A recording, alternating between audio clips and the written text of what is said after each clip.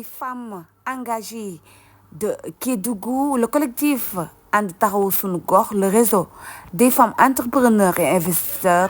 leurs partenaires techniques et financiers, sous la présidence du ministre tutelle, à leur panel suivi d'une conférence religieuse avec la grande dame de fer, Madame la présidente Astou Sakho. Nekk présidente nationale du réseau des femmes engagées de Kédougou, mais qui est également présidente du collectif And Taxawu Sunu Gox Kër Mbaye et représentante du pays de RAFI. RAFI, c'est le réseau africain des femmes entrepreneurs et investisseurs du Sénégal. Merci beaucoup.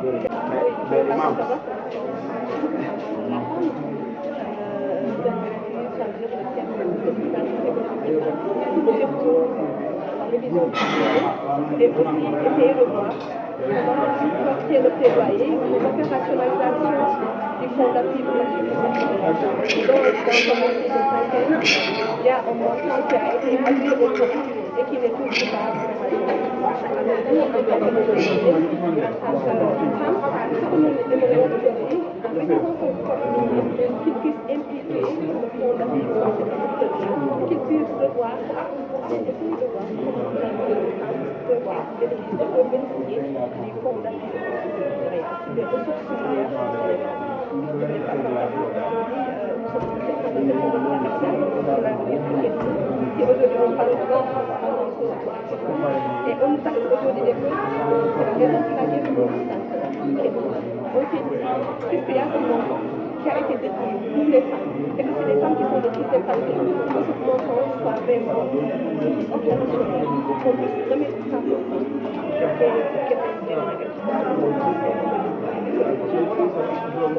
utiliser ce montant. Est-ce que vous avez eu en fait, dans l'article 52, il a été mentionné que le montant doit être alloué aussi, mais jusqu'à là, le montant n'est ni défini, ni opérationnel. Au moment où le même montant, au niveau de la sous-région, c'est-à-dire à Guinée-Bissau, sur le fonds d'appui aux collectivités territoriales, il y a 20% de ce montant qui est déjà opérationnel dans ces sous-régions. Et 10% pour les 20% pour les femmes et 10% pour les jeunes filles. Mais au Sénégal, depuis 2006, depuis le 1er 2006, le montant n'a pas été défini et ça n'a jamais été opérationnel. Et au moment où l'on parle de fonds générationnel, que ce fonds générationnel, on parle de fonds générationnel et qu'il y a déjà un fonds qui est là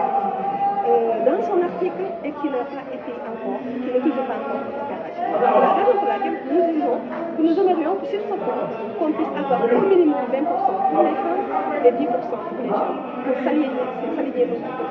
avec la sous-région comme la Guinée-Bissau. Alors, pensez-vous que la situation des femmes a réellement progressé ces dernières années? Quels sont les défis qui persistent? C'est compliqué à dire. La situation des femmes, cela, je dis, serait très difficile de dire qu'il y a des femmes aujourd'hui qui sont autonomes économiquement. Très rarement, vous verrez une femme dire que telle société, c'est-à-dire sur la civilement, c'est-à-dire CTBM, ça appartient à une femme. Très difficile de dire que les femmes vraiment sont en train de s'épanouir.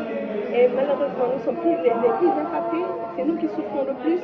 et on n'arrive pas vraiment à bénéficier des mines, des retombées des mines, non seulement du Sénégal, surtout nous qui sommes au Sénégal. Ça tantôt, Algiers l'a dit, la responsabilité sociétale de ces entreprises ne sont pas visibles dans ces communes.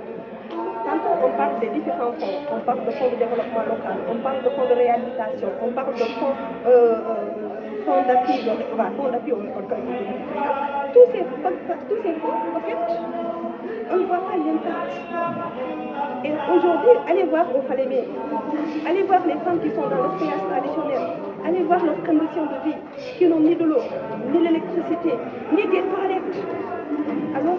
c'est sur ces femmes que nous sommes venus le présenter, pour dire que le fonds minier doit être revu et effectivement, il doit vraiment tenir en compte des situations. Quel bilan tirez-vous par rapport à la politique publique en faveur des femmes, surtout de votre localité? C'est leur droit, difficile à dire. Aujourd'hui, notre taux de pauvreté est de 35,9%. Alors c'est compliqué à dire pour pour faire le bilan. waaw xam nga ñoom Mouvement de la femme chaque année dañuy def suñu panel de haut niveau bu ñu paree suñu panel de haut niveau def suñu conférence religieuse yàlla dafa def nag daaw ak ren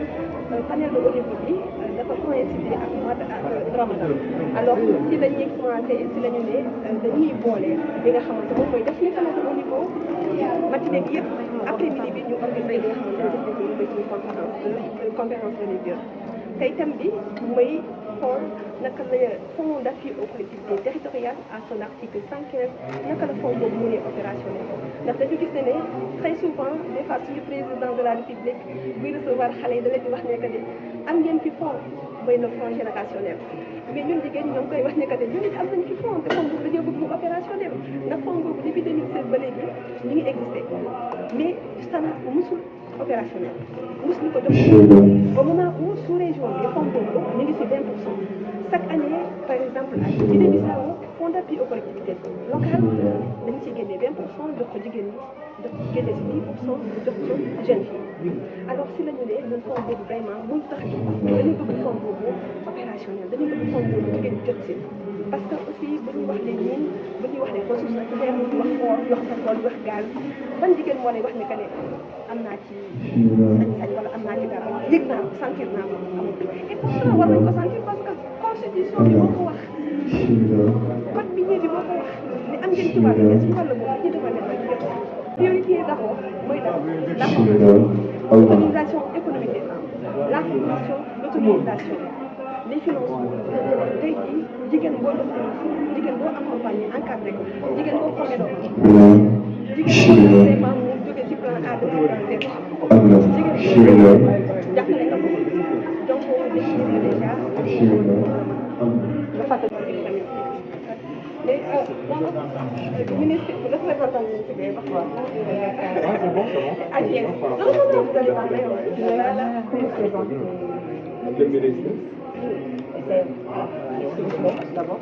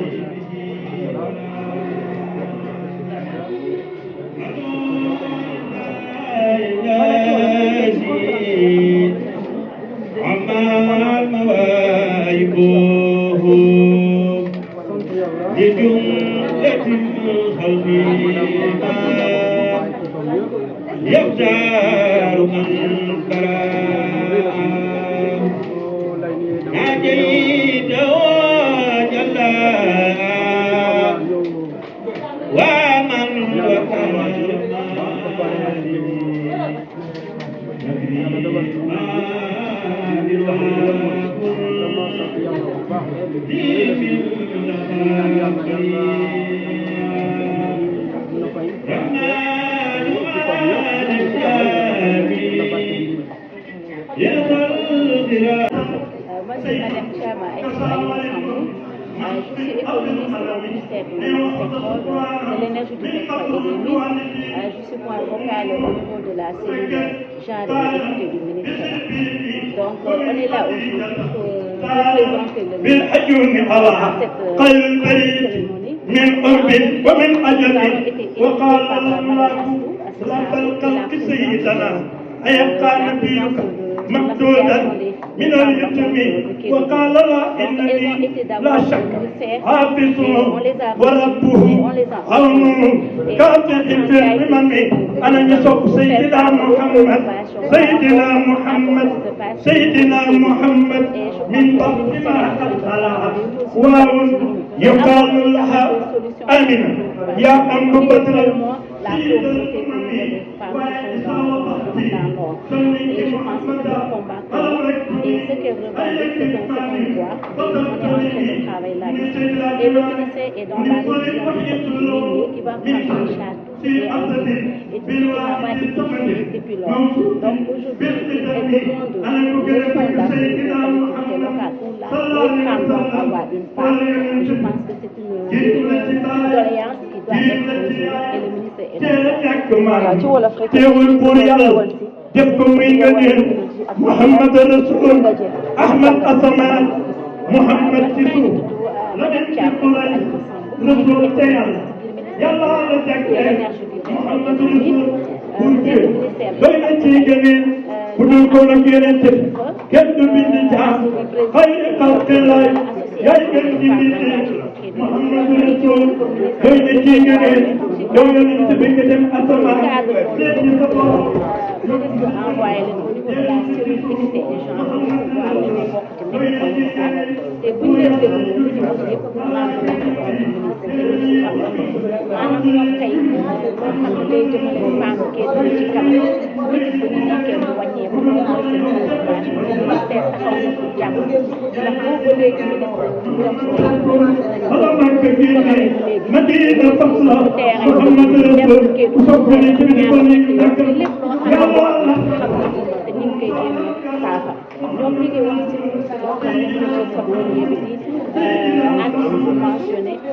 la dotation aux femmes dotation boo xam ne war nañ ko mën a jëlee ci fonds d'appui femmes yi ñu ngi am mu nekk loo xam ne bu léegi ñu koy xaar gis ko mais loolu ministre bi yëg na ko te ñu ngi ci révision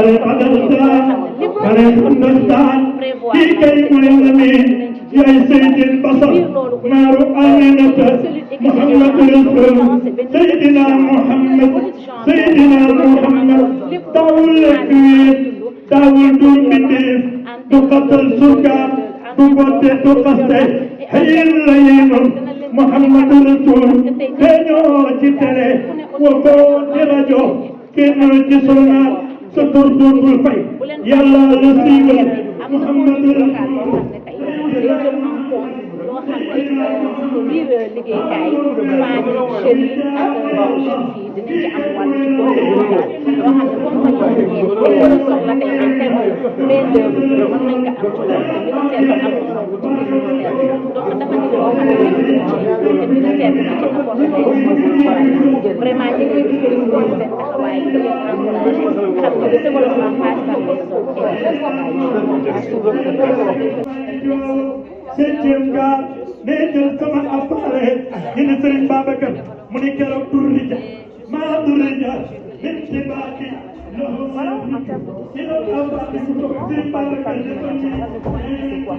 c'est l'accès à l'information, parce que beaucoup de femmes voudraient embrasser ces centres, mais n'ont pas accès à la formation, parce que par exemple, on prend des cours, il y a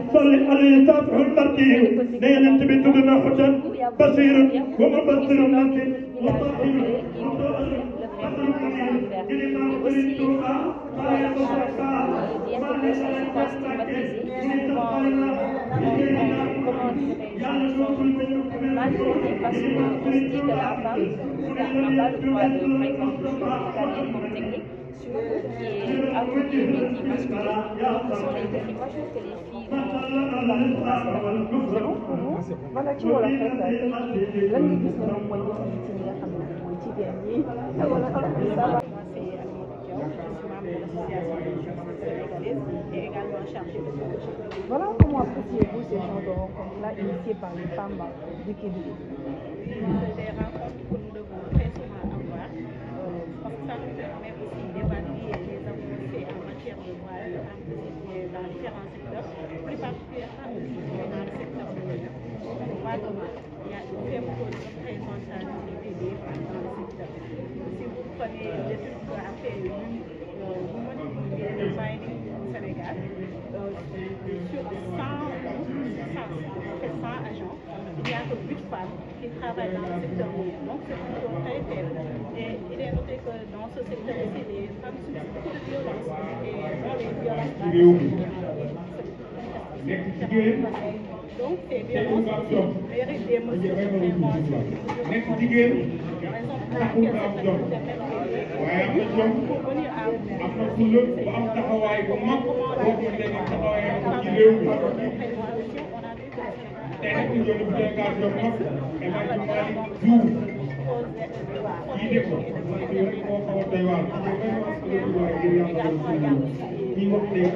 on a vu protection assurée par les textes, mais aussi par des activités menées par la société civile, par exemple,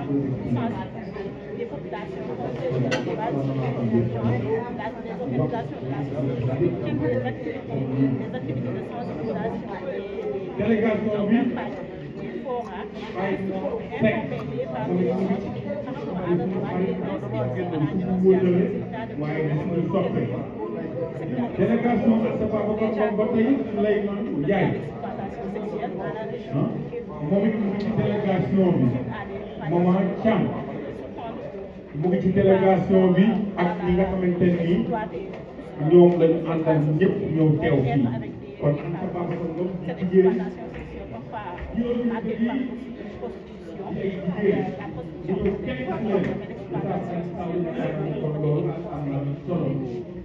encouragé par la présence voilà, des donc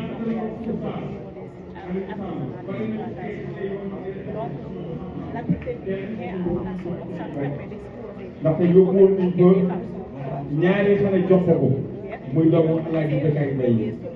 Babacar ak Fatou Mbaye kenn ci États-Unis moom ñu moo leen jàngal ba teg ci ñu alxuraan bu voilà ci wolof rek ñu ñëw fekk Venu également depuis Kédougou pour exposer ses produits à base de maïs, voilà, ces céréales locales.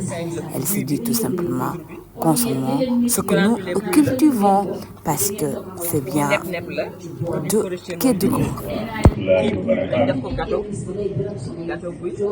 Donc tout ce qui est maïs et ses résidus, dafa ci buraake, dafa ci sànqal, dafa ci pâtisserie. Donc là, beau fraise salé, beau fraise. Yàlla nu yàlla may dund ko barkeel. Yàlla nañ fekk déwén te weesu ko. Koor gi ñëw na fekk nu fi kuy dem yàlla na fi bàyyi. Daje bii daje woon nañ ko daaw ci weer wii ci saal bi ñaanoon yàlla mu may nu fekk rek may na nu ba ñi fekk ren ci ñun ñoo ëpp ñu ko fekkiwul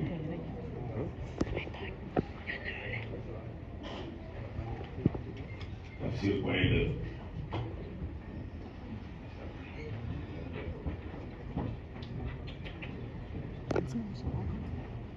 ñu ñaanoon yàlla may nu fekk ren ñu ko fekk woon daaw te wuute ko daal ñu ci tukki yàlla nañu dus ci jàmm di dara ñu ko fekk woon daaw te wuute ko ren